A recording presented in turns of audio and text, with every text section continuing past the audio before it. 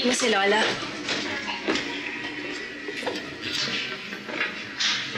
Upo ka muna. Feel at home. Sige. Check ko lang si Lola.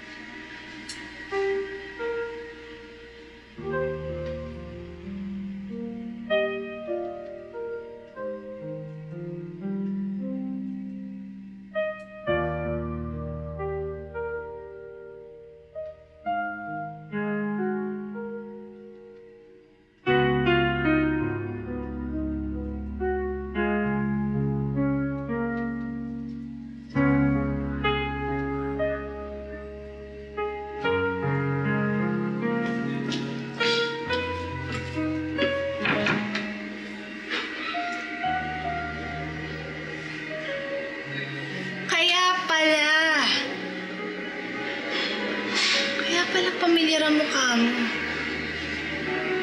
Mukha mo yung mga nasa paintings ni Lola. Sino siya? Kapag tinatanong namin si Lola, sinasabi niya, kaibigan daw niya. Pero alam mo, sobrang selos dyan ni Lolo. Lintamon. Meron ka bang picture ng Lola mo nung bata-bata pa siya?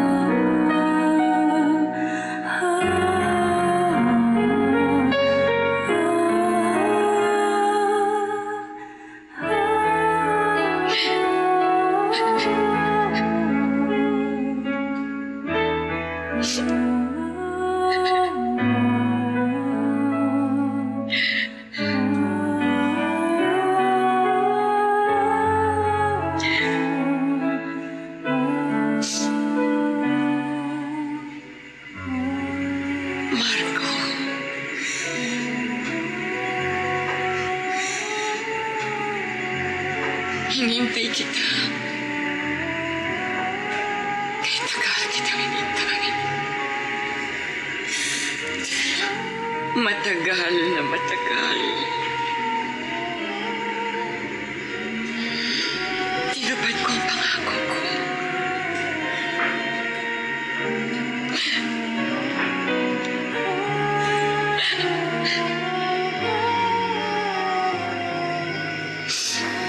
Lola, magkakilala po kayo ni Marco? Iha, makinig ka sa ikikwento ko kay Marco.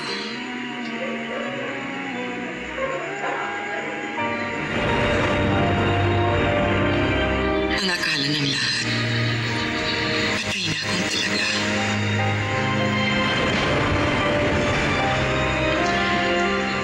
Sinuwerte akong mabuhay at nailigtas ako ni Ricardo. Ang nakakalungkot lang, hindi ko nagawang iligtas ang naiguhit kong larawan ni Marco. Dahil siguro muntik na akong mamatay noon. Parang ayaw ko nang balikan ang mga nangyari. Pagkagising ko, wala na akong alaala. Anong pangalan mo? Ako si Ricardo. Captain Ricardo Santos. Pwede bang malaman ang pangalan mo? Hindi ko alam.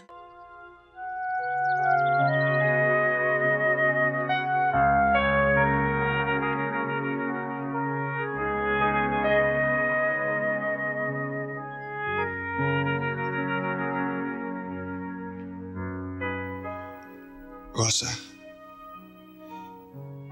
Rosa ang itatawag ko sa'yo.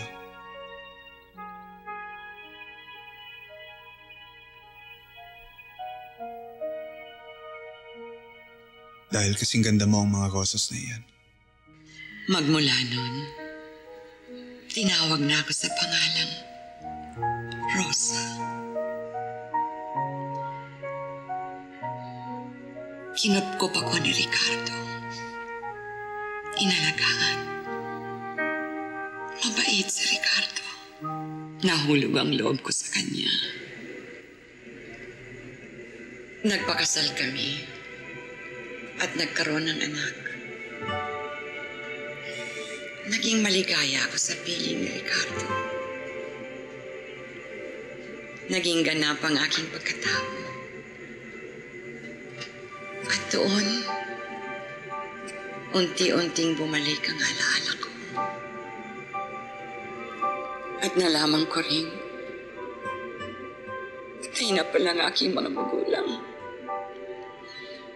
At naduwag na ako na bumalik pa ron sa Sitio Verde. Sa takot na baka makita ako ulit ni Juancho. Ngunit bumalik ako, Marco. Dahil ako pala si Rosa Santos.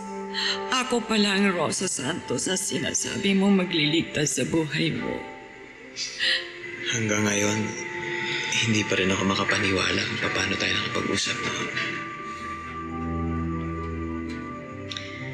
Siguro, Marco, may mga bagay na kahit kailan hindi may paliliwanag. Pero ang nangyari sa atin ay bahagi ng kapalaran natin.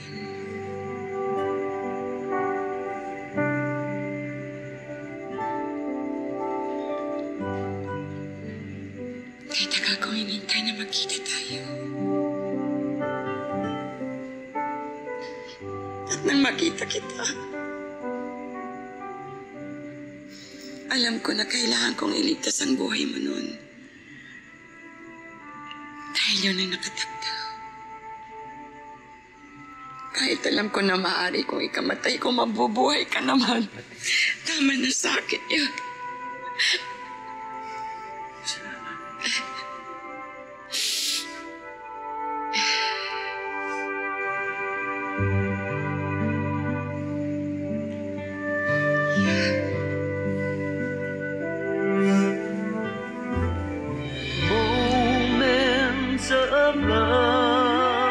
Lahat ay bahagi ng kapalaran.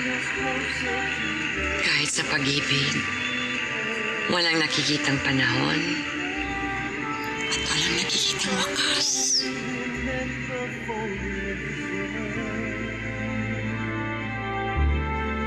Moments of love, faded photographs and letters. Maraming pwedeng mangyari sa patuloy na pagtakbo ng panahon.